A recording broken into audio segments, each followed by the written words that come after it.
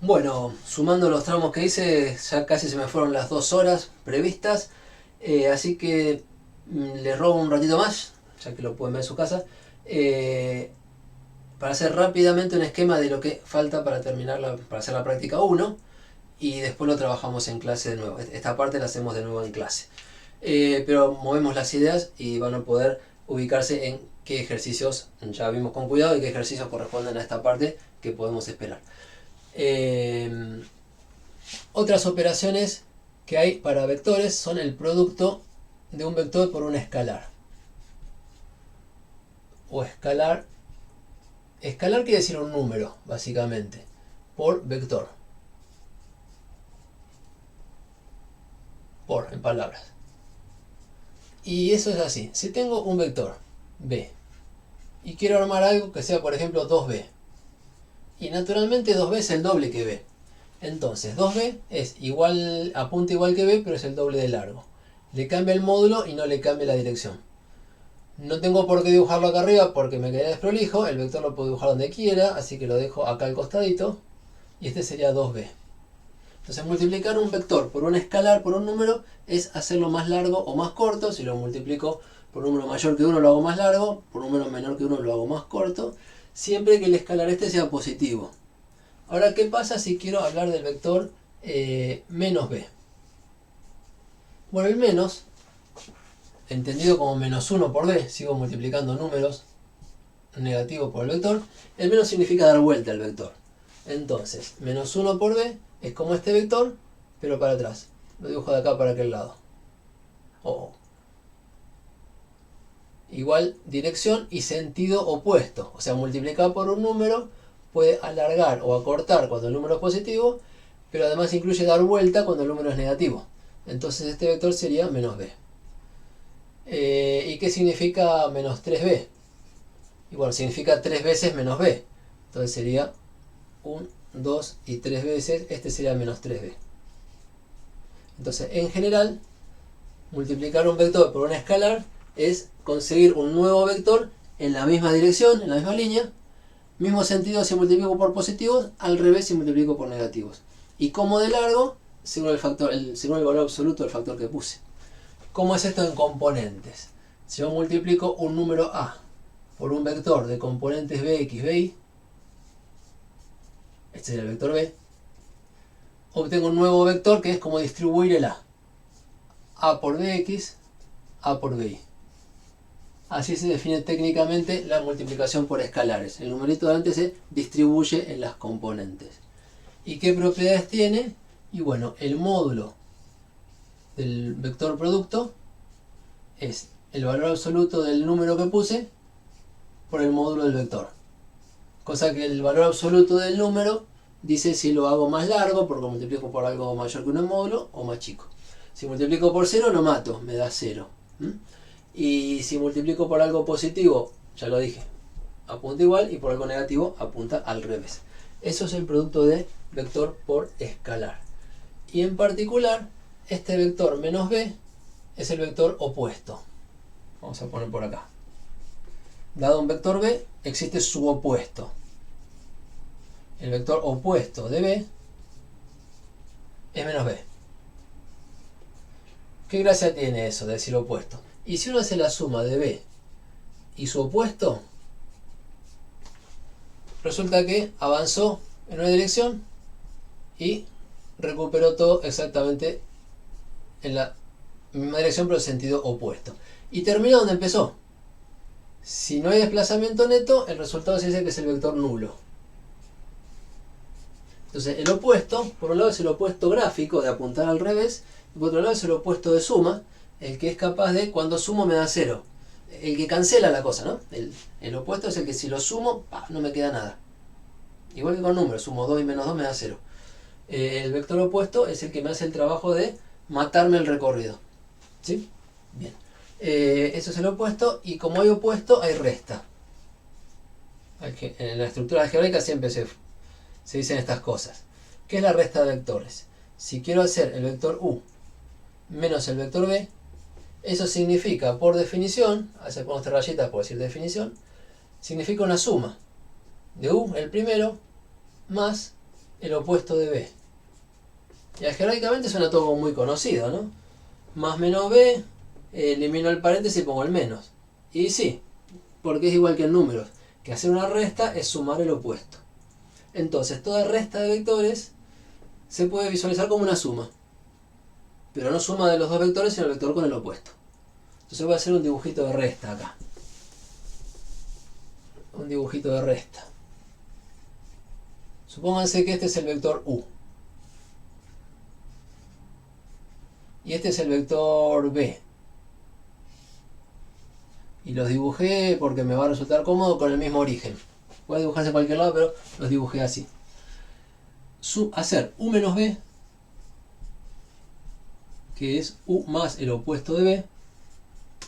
Voy a hacerlo en etapas. Primero dibujemos el opuesto de b, que sería este.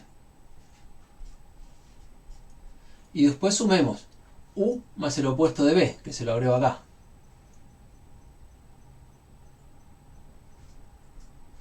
Total, hago las copias donde quiera. U así menos b así, cuando lo sumo me da este resultado.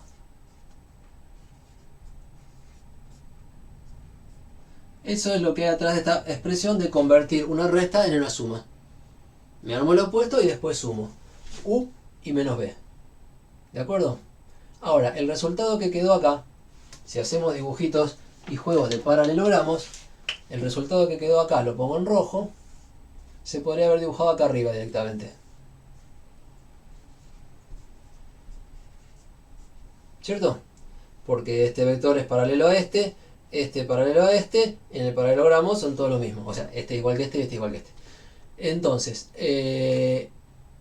hice mucho dibujo, pero si quieren hacerlo con regla práctica de una, teníamos el u, teníamos el b y todo lo demás no lo necesito. Digo, si me acuerdo de la regla práctica, ¿cómo se arma la resta? Los dibujo con el mismo origen y uno de los extremos. Cuando hago u menos b, empiezo en b y termino en u. Ojo con el signo, porque si resto b menos u sería al revés. Pero este dibujo es súper práctico para hacer muy rápido la resta de vectores. La resta de vectores es el vector que va desde el que resta hasta el primero. Desde el que es minuendo hasta el sustraendo, se dice. ¿Sí? Así que ahí va un dibujito de lo que es la resta. Y entonces tenemos suma, resta y producto por escalares. No hay división de vectores, no vamos a hablar de división de vectores, sí vamos a hablar de producto de vectores. Están en los capítulos, en el capítulo 1 del libro de Szymanski está esto, pero no lo necesitamos para los primeros temas. Entonces nosotros lo vamos a ver cuando lo necesitemos. Lo que se llama el producto escalar de vectores y lo que se llama el producto vectorial de vectores son dos cosas que postergamos, bueno, respecto al libro, porque las vamos a discutir cuando las necesitemos. Lo último que queda en esta práctica, y muy importante, porque es parte de la notación usual, es el asunto de versores canónicos. Versores en general y versores canónicos en particular.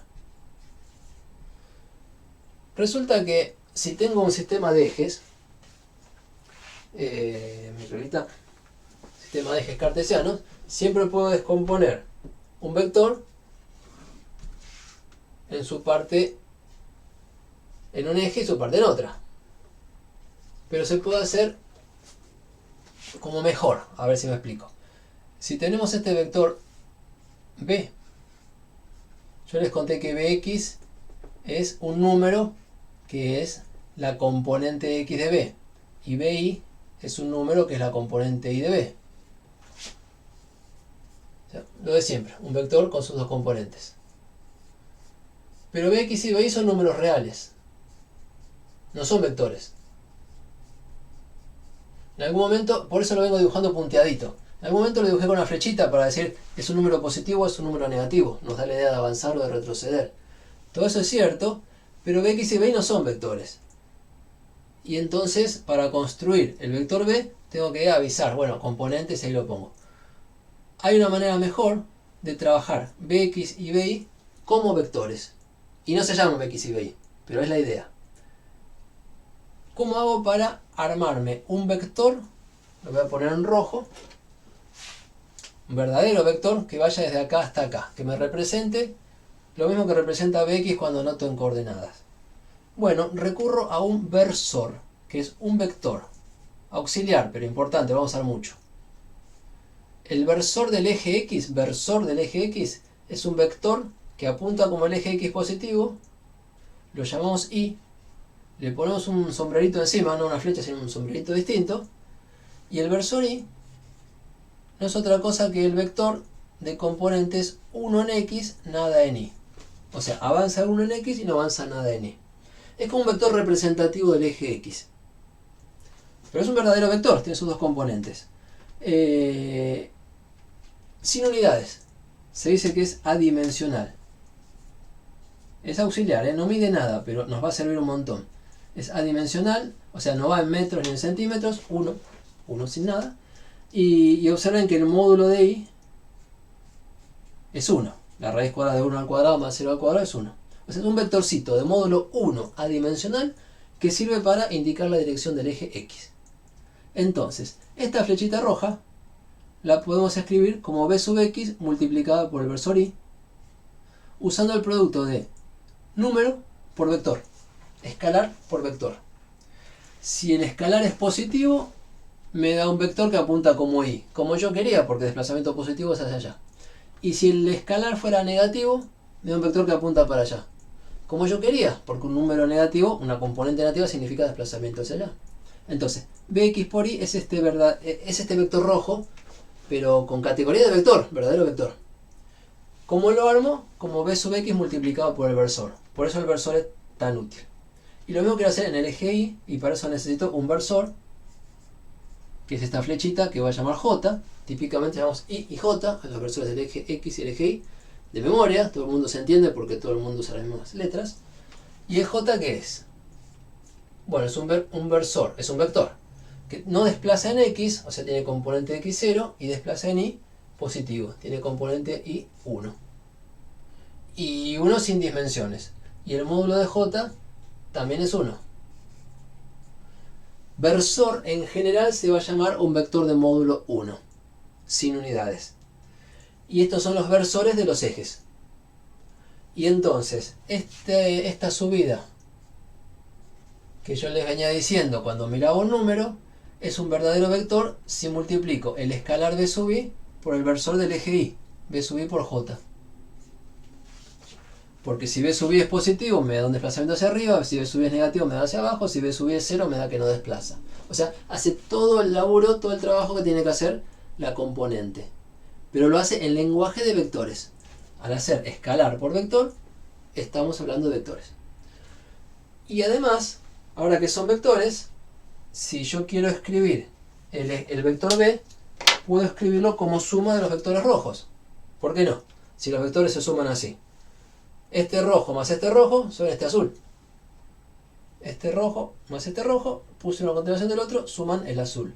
Entonces, uno puede representar al vector b en lenguaje vectorial usando las componentes cartesianas como números y los versores como versores. Vectorcitos de módulo 1. ¿Qué tiene que hacer? Sumar este rojo, que es b sub x, por el versor Y, y este rojo, que es b sub I, por el versor J.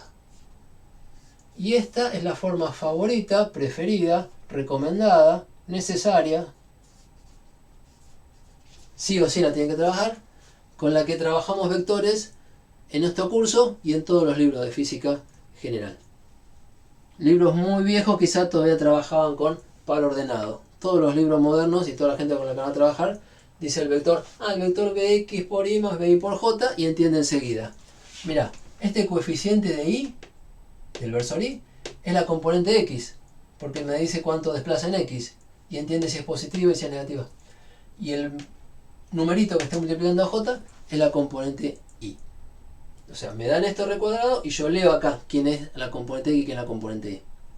Y si tengo las componentes, escribo esto. Y es el lenguaje con el cual vamos a hablar de versores.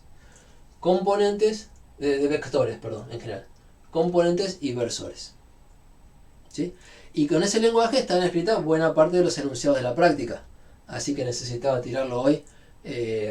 Aunque en orden lógico lo necesitaba llegar a este momento, multiplicar escalares, vectores, sumar vectores. pero pasa a ser notación que está puesta desde el principio.